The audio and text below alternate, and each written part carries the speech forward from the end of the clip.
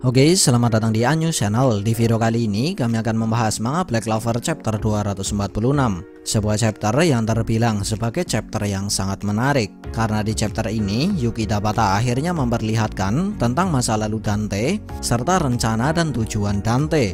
Ditambah lagi di chapter ini, Yuki Tabata juga sempat memperlihatkan salah satu anggota Banteng Hitam yang diduga menjabat sebagai wakil kapten dari skuad Banteng Hitam.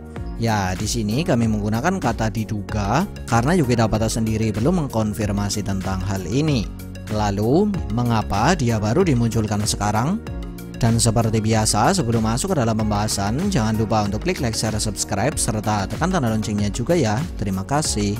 Kemudian langsung saja, berikut ini adalah pembahasan manga Black Clover chapter 246 yang sudah kami rangkum ke dalam beberapa hal menarik. Hal menarik pertama, sebelum tersadar di dunia nyata, di halaman pertama, Asta diperlihatkan terbangun di sebuah dunia tempat dia bertemu dengan iblis, di mana pada saat itu dia terbangun karena mendengar bacotan kemarahan dari iblis yang dia miliki. Ya, pada saat itu iblis Asta terlihat sangat marah karena sudah berhasil dikalahkan oleh Dante. Hal menarik kedua, di halaman pertama bentuk dari iblis Asta terkesan tidak solid dan berbeda daripada biasanya. Lalu mengapa hal ini bisa terjadi? Nah, untuk menjawab pertanyaan ini kami memiliki dua opini. Opini pertama, ada kemungkinan kalau hal ini bisa terjadi karena kekuatan yang dimiliki oleh iblis Asta sedang tidak stabil karena dia sedang dipenuhi dengan kemarahan. Opini kedua, ada kemungkinan kalau hal ini bisa terjadi karena kekuatan iblis Asta sudah terkuras atau paling tidak sudah berkurang di pertarungan sebelumnya. Dan bila ini memang benar terjadi, maka tidak menutup kemungkinan bahwa kekuatan iblis memiliki batasannya sendiri. Hal menarik ketiga, Asta akhirnya sadarkan diri. Namun karena luka yang dia terima di pertarungan sebelumnya, tubuh Asta terlihat masih belum bisa bergerak. Bahkan dia sampai terlihat kesulitan hanya untuk menoleh, hingga membuat Asta harus menggunakan teknik Ki agar dia bisa mengetahui kondisi Couch dan apa yang terjadi pada Dante. Hal menarik keempat, di halaman selanjutnya setelah Kapten Yami berhasil menebas tubuh Dante, Kapten Yami sempat menjelaskan bahwa teknik baru miliknya tidak akan meleset ketika digunakan untuk menebas seseorang. Dan dengan penjelasan Kapten Yami ini, maka bisa kita pastikan bahwa serangan Kapten Yami mendarat dengan sempurna di tubuh Dante. Hal menarik kelima, Dante memiliki atribut sihir lain selain sihir gravitasi, di mana sihir inilah yang sudah membuat Dante dapat menyembuhkan luka di tubuhnya dengan sangat mudah. Padahal luka di tubuhnya tersebut merupakan sebuah luka tebasan yang tercipta karena teknik baru Kapten Yami. Dan menurut penjelasan yang diberikan oleh Vanessa, tingkat kekuatan dari sihir yang digunakan oleh Dante untuk menyembuhkan luka di tubuhnya ini jauh lebih tinggi dari tingkat kekuatan sihir yang sebelumnya dia gunakan. Ya, dari sini maka bisa kita simpulkan bahwa selama ini Dante sama sekali belum serius dalam pertarungan. Bahkan bisa kita katakan juga bahwa dia hanya bermain-main saat melawan skuad Banteng Hitam. Hal menarik keenam, tidak menutup kemungkinan bahwa sihir yang baru digunakan oleh Dante di chapter ini berhubungan dengan logo atau sebuah tanda yang ada di dadanya. Mengingat Yuki Tabata sendiri menggambarkan kalau Kapten Yami dan juga Vanessa terkejut dengan tanda tersebut. Tidak hanya itu, tanda ini juga sempat diperlihatkan menyala setelah Dante menyembuhkan luka di tubuhnya. Lalu sebenarnya apa fungsi dari logo atau tanda tersebut? Mungkinkah tanda tersebut merupakan bentuk dari sebuah sihir dan memiliki fungsi yang sama dengan tanda di kening Kaisar Sihir Julius? Menarik untuk kita nantikan. Hal menarik ketujuh, seperti yang kita ketahui bersama, setelah menggunakan sebuah sihir misterius, luka sekaligus bekas tebasan Kapten Yami terlihat menghilang dari tubuh Dante. Tapi uniknya, luka di wajah Dante yang diakibatkan oleh serangan Asta masih tergambar di wajah Dante. Lalu mengapa Dante tidak menyembuhkan luka di wajahnya tersebut? Bukankah sebelumnya dia terlihat marah karena Asta menyerang dan menggores wajah Dante? Ya, menurut kami ada dua kemungkinan mengapa Dante masih memiliki luka di wajahnya. Kemungkinan pertama, Dante sebenarnya dapat menyembuhkan luka tersebut, tapi dia memilih untuk tidak menyembuhkannya sekarang. Lalu mengapa dia tidak menyembuhkannya sekarang?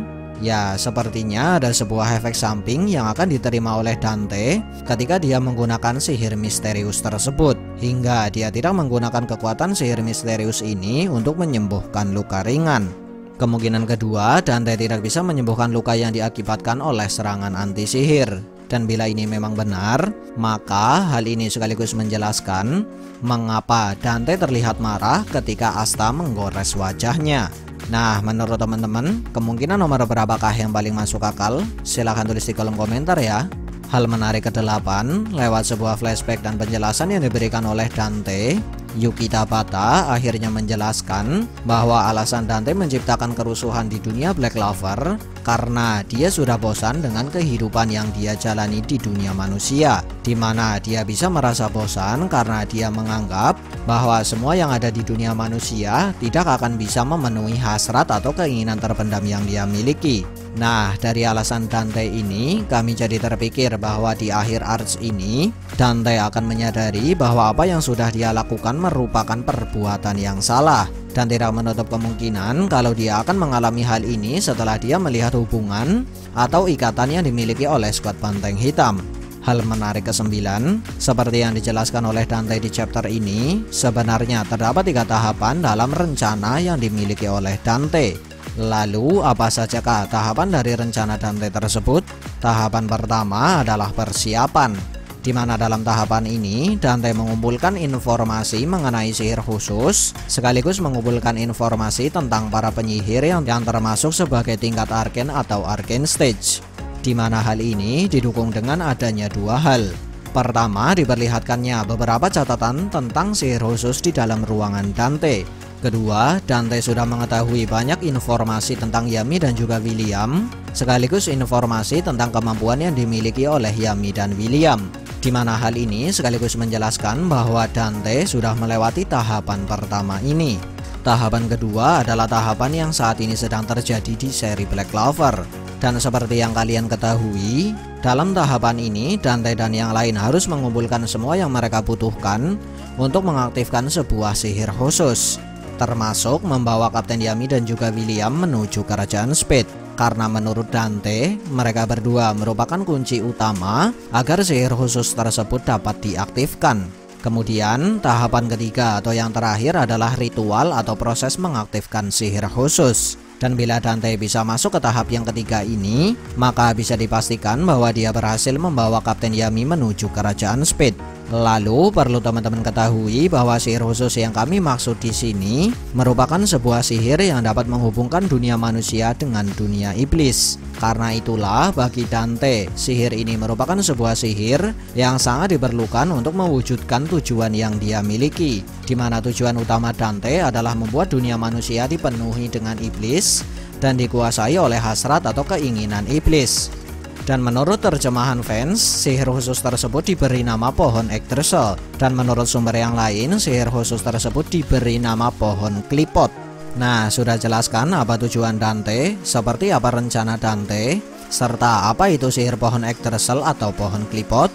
Kemudian hal menarik ke-10, lewat perbincangan dari 2 dark disciple yang dimiliki oleh kerajaan Spade, saat ini kerajaan Clover sudah mengirimkan seorang mata-mata di kerajaan Spade. Dan dari perbincangan mereka berdua, bisa kita simpulkan bahwa para penyihir dari kerajaan Spade merupakan penyihir yang sangat membanggakan kekuatan yang mereka miliki dan seringkali memandang rendah kemampuan yang dimiliki oleh penyihir dari kerajaan lain.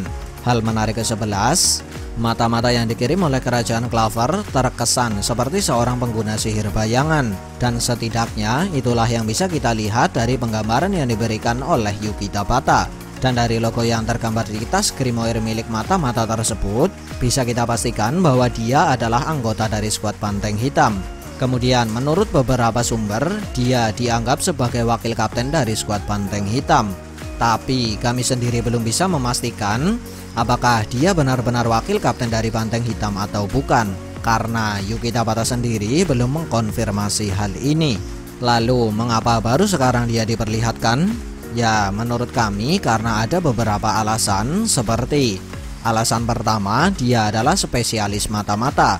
Jadi tidak menutup kemungkinan kalau selama ini dia berusaha untuk menyembunyikan identitasnya dari orang lain, termasuk rekan satu skuadnya. Alasan kedua, karena bagi Yuki Tabata peranannya baru dibutuhkan saat ini, dan melihat fakta bahwa dia dimunculkan di Arch ini, maka tidak menutup kemungkinan kalau dia akan memiliki peranan yang cukup penting dalam Arch kali ini. Alasan ketiga, ada kemungkinan bahwa alasan dia tidak terlihat sebelumnya karena dia memiliki misi jangka panjang dan berbeda dari anggota Banteng Hitam yang lain. Dan teman-teman pasti bisa bayangin sendirilah apa yang akan terjadi jika dia menjalankan misi penyusupan dengan salah satu anggota Banteng Hitam yang lain.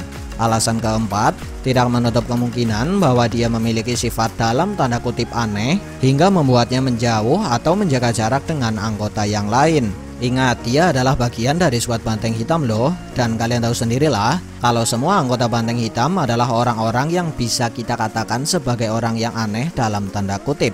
Kemudian karena kami takut kalau video ini jadi terlalu panjang dan bikin bosen, jadi kami akhiri aja ya videonya. Sekian dari kami, and see ya.